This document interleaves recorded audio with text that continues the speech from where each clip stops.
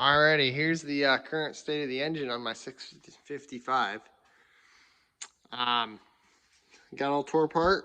Blocks pretty much stripped except a couple of freeze plugs. I tried pounding them out, pounding them in and pulling them out, but I'm gonna have to take and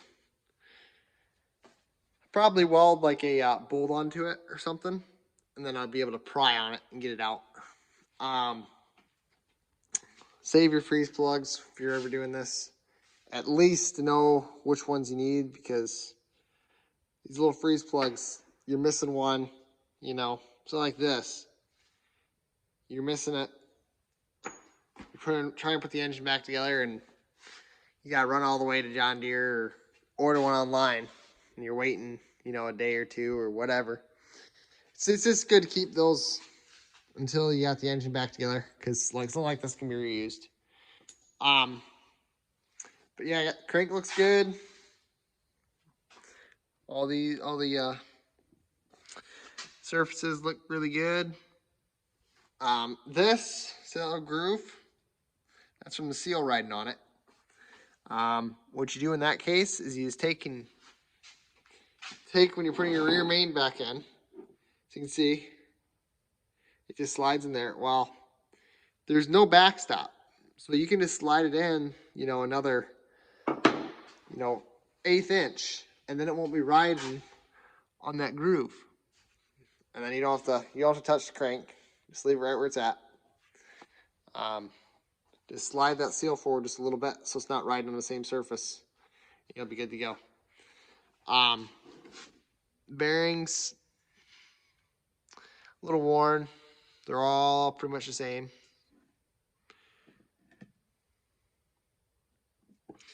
Rod caps, make sure when you're taking these off, they're marked. See?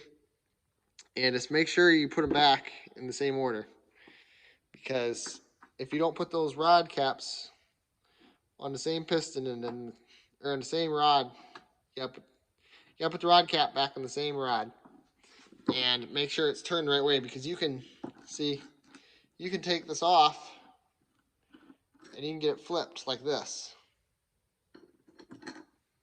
And see how the numbers aren't there? Well, you can put it together like that, but when these are machined, these are cut, okay? And then they machine the inside with them bolted together. So if you have them flipped, it's not machined that way. So it's not it's not like you can just swap it around and it'll be the same. You'll mess something up doing that. You'll probably wipe or spin a rod bearing, and then you're going to be replacing the crank and the connecting rod, and it's going to be a disaster. So let's keep that in mind when you're doing it. Or like that. Other than that, yeah, the pistons look a little scored up. Just on one side though, I don't know why. Not a big deal. They're gonna get replaced anyways. They're burnt pretty bad, and when you bore the block over, you gotta put new pistons and rings and all that. So I replaced the bearings, everything. Cam looks okay. As you can see, a little bit of wear right on the edges there. It's because these tappets, evidently, these are just a floater, and they can spin. Well, it wasn't spinning. So you can see there, the tappet was not spinning around in the bore. So it was riding on the same surface for so long in the same spot that it wore a little groove in the tappet. So the tappets are junk. Cam's okay. Not perfect, but it's not going to hurt anything. It's not damaged enough for me to buy another cam. It's fine. It's got a little wear. It'll be just fine. My oil pump here, that was in pretty good shape. Here you got your idler gear that goes in the front cover.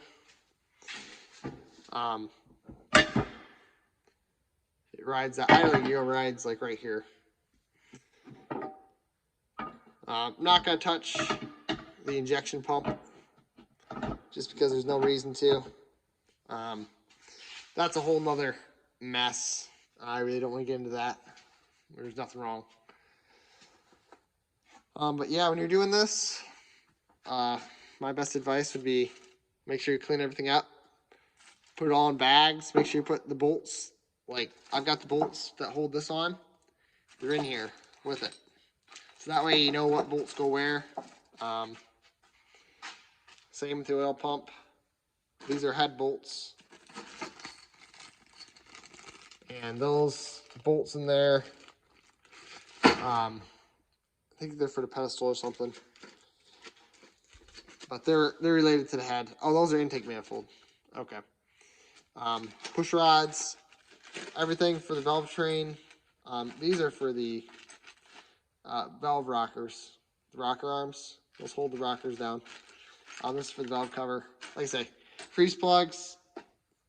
Hanging on to those. I'll probably replace them, but I just want to keep them just in case. Head's gonna have to get remachined. I don't know if this is savable. You may have to grind these out. A little plug in there and press a new one in. I don't know if I showed in the last video, but you can't really see in there. Anyways, the valves, the seat in there is pretty rough, so it needs to be reground. The valve seats. I'm gonna see if my machine shop can port the head to get a little bit of airflow. So I don't know, something I'd like to do. Not the end of the world if I can't. Bores all look pretty good. You can definitely tell there's a little bit of minor pitting in there. You can kind of see the rust. That's just due to. Hold on.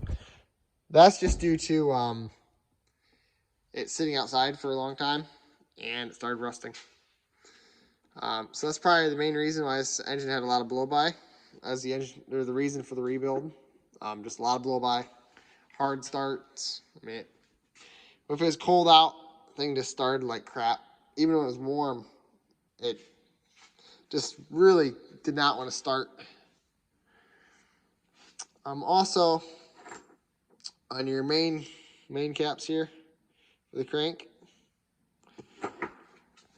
I took a punch and just put 1, 2. Well, wait a minute. Anyways, when this was still attached to the block, when this was still holding the crank, I took and I marked those with a punch. So 1, 2, 3, 4. Obviously they're not in order right now, but you can see the punch marks. And then these are all pointed to one side of the engine, because these are machined the same way. They can only go in there one way. If you put them in the wrong way, the tolerances aren't going to be right. Spinner rod bearing, spinner crank bearing. So just keep that in mind. My best advice for this would be punch it and take a picture. Take a picture of the bottom of the engine, of the crank, so that way you know which way it's pointing. And also you know, okay, 1, 2, 3, 4, and you know which side of the block you started with too, because you could have, say you did 1, 2, 3, 4 right there, okay? Well, you might accidentally put 1, 2, 3, 4. You might accidentally put the caps on the wrong side of the block. Start at the wrong side of the block, and that would be the wrong way to do it. And if you did do that, again, this cap's not machined for that part of the block, so you'd run into spinning bearings and not having the right tolerances. I'm just gonna plastic gauge all these bearings when I put it back together, because I don't have the correct tools. But I'll just use some plastic gauge in each one, make sure it's within spec. That's how I'm gonna have to do it, because I don't have the tools. Same with the bearings here, rod bearings. Rings, I'll just push them down with the piston. When you're doing rings, you just take off the ring, okay, and you put it in the bore. You push it about halfway down with the piston. You just take and you just push the ring down in there. And then take a feeler gauge and stick it between the ring, the little gap in the ring. Right there. So that's how you get your tolerances for the rings. I'm going to make a video on that when I put it back together. It'll be a few months. Whenever I get all the parts. So, here it is. It's all tore apart. Probably going to take the block in tomorrow. See what my machinist says he can do with the head and the block. He'll have to go through there and mic it and see how far it's out and see how far he's got the board over, and I'll know what I'm gonna have to do for pistons 10, 20 over, whatever he says. Obviously it's all out of the tractor. I'll take it out, pressure wash this all off, get all that sludge off of there. But yeah, just take your time, clean everything up, take pictures, whatever you gotta do. You're gonna need a manual to put this back together. I have a thick manual for the Yammer engines, and I'll be using that to put everything back together for all my tolerances and make sure I put it back together right. First time on one of these engines, putting one of these together, rebuilding one of these. My brother rebuilt one just like it, so I kind of have an idea of what I'm doing. But I don't think it'll be too difficult. If I have any questions, I can just look back on my videos. I take a lot of pictures. The book tells you how to do all this. It tells you how to put everything together. Obviously, you're gonna need to know what you're doing to a certain extent. If you haven't done anything like this before, I want to attempt it. I've worked on a lot of gas engines and that kind of stuff, so I'm pretty well versed in this. But who knows? I'll figure it out. Alrighty.